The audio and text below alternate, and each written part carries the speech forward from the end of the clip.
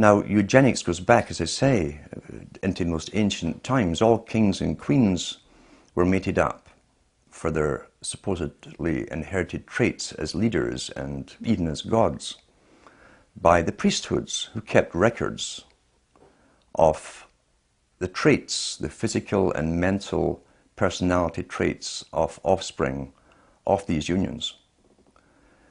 The one thing that was lacking was a moneyed class who also used the same techniques. We find this coming out with the Rothschilds family. So you had monarchies running the world, running an empire such as the British Empire. All you needed now was the moneyed system to go along with it. We find the Rothschilds worked on the same principles as monarchies. They intermarried each other to keep the same intellects, abilities, and so on going. With the Rothschilds, we find they only marry their nieces, their immediate nieces, down through the generations. We find Benjamin Franklin, very interesting man long before this, again, high Freemason. This is in his own records at the Franklin Institute. He joined the English Lodge. He joined other lodges. He became eventually the Grand Master of the Nine Sisters Lodge in France. He initiated Voltairean as a member and others. But he was also a member of the Hellfire Club in England. Benjamin Franklin talks about the carriers. He called them dollies. These are women who had selective genes. They were the products themselves of selective special breeding. And the Hellfire Club, like many Masonic, high Masonic institutions of that time, had what were loosely called, and wrongly in a sense, brothels attached to them.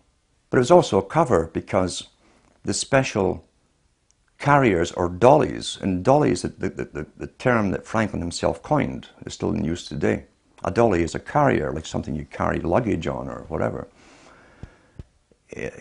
Basically, he said that those who were worthy to go on and breed with these particular women, who were of noble birth, most of them, would have the pleasure of having the offspring, knowing they had the offspring, and the offspring was guaranteed a life of high exposure in science and perhaps leadership in the world.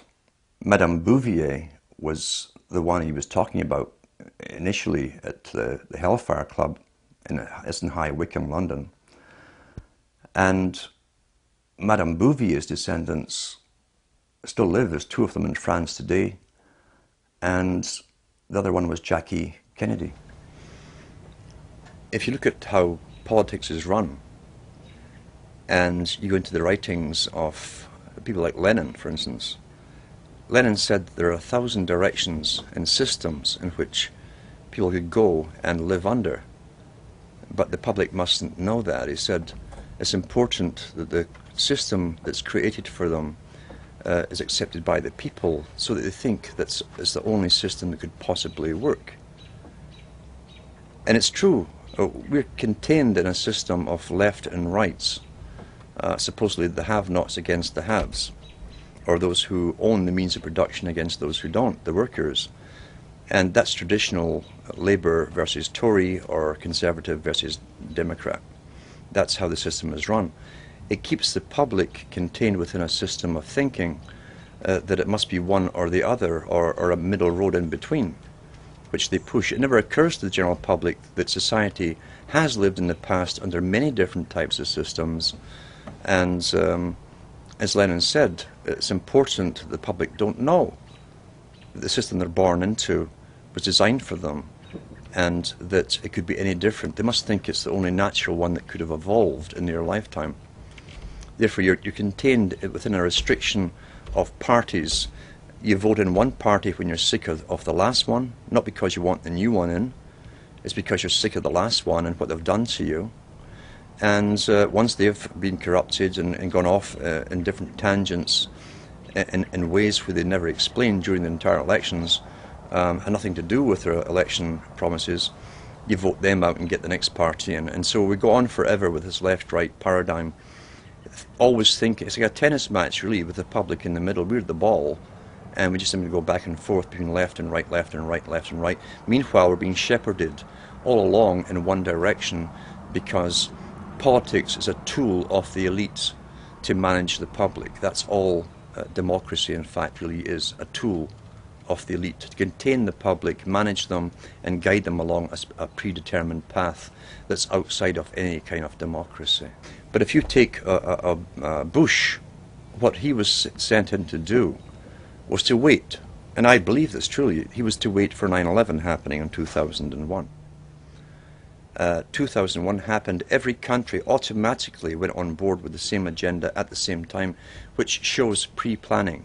Bureaucracies in different governments do not work that fast. It takes years to get that kind of cooperation, that kind of synchronicity working together, and synchronization. Bush's job was to bring in a totalitarian system under the guise of protecting the public, where you lose your rights, and set up the machinery, the agencies to do it, the military forces, the paramilitary forces now that the police have become, to set up the institutions for enforcement of laws. Obama comes in, takes over the institutions that are now set up, and his job is to guide you through the economic depression and use those forces against the public at the required time. That's how it works. There's a continuity as far as I'm concerned. It's not a separate regime whatsoever. The same boys who put Bush in, the bankers and all the rest of it, put Obama in, and Obama's proved his loyalty to them by literally allowing them to rape the public of all their funds, and then rewarding them by public funding and tax money to save the same bankers.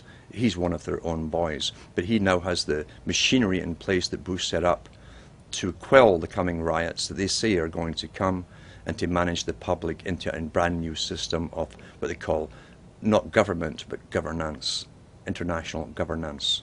If you listen to Obama's speeches before he was elected and analyze what he actually said, he said very little. He was giving emotive speeches with no substance. He never said what he wanted to do or how he was going to do anything.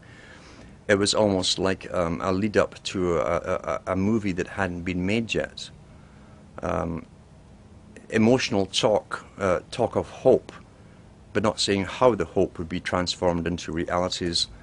He used the term that's been used in academia for the last few decades in the Ivy League schools and universities of the century of change. So his slogan became, and they use slogans written for him, change is good.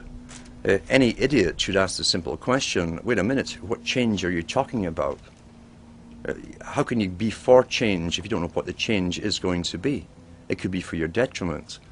But they got the people parroting, like George Orwell said with the sheep, 4 legs good, 2 legs bad.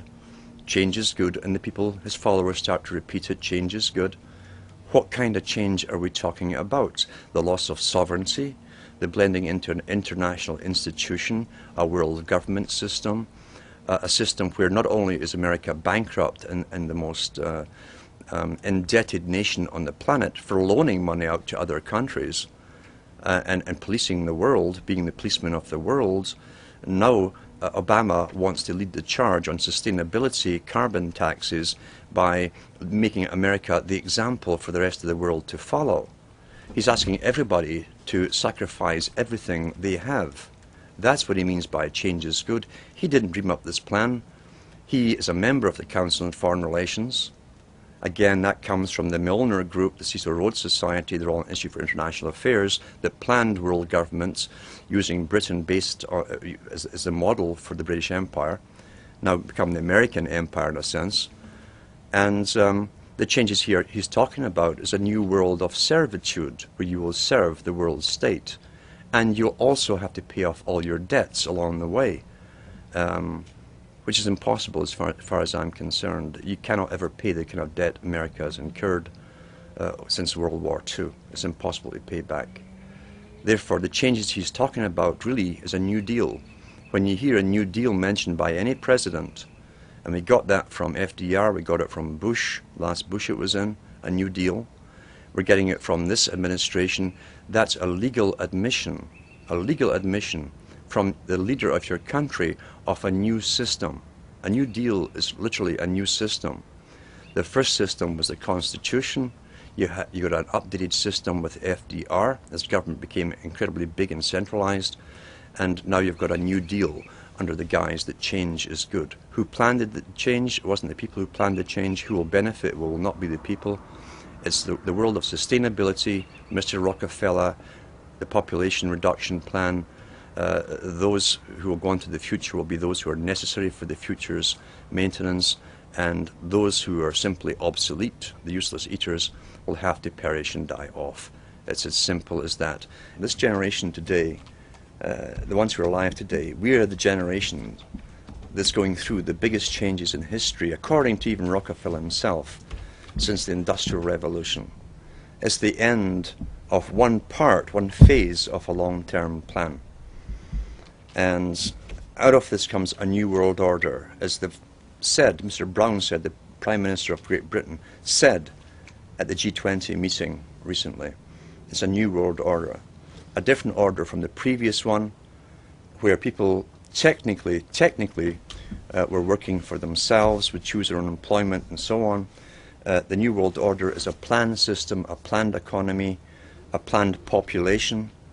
So it's up to us. It's not up to the next generation to change this. We're the only ones who can possibly do the changing. And it's either really the rights to go into an uncertain future, which is what life should really be, where we decide for ourselves where we want to go individually and collectively, or allow ourselves to be dumb animals, creatures who are guided by those who have decided they are the masters of our destiny, and allow ourselves gradually to be sterilized, killed off, used for the last part of their agenda and their wars, and then cast off. Many people will love socialism. They enjoy being guided, and they enjoy their bosses running the world for them. But it's up to those who like freedom, personal freedom, which also entails uncertainty of where we're actually going to go. These video interviews have all been exclusive, and they're going to be archived at prisonplanet.tv. Please download them, burn them to disk, and give them to everyone you know. Upload them to YouTube. This information is vital not just to our free republic, but to the future of free humanity.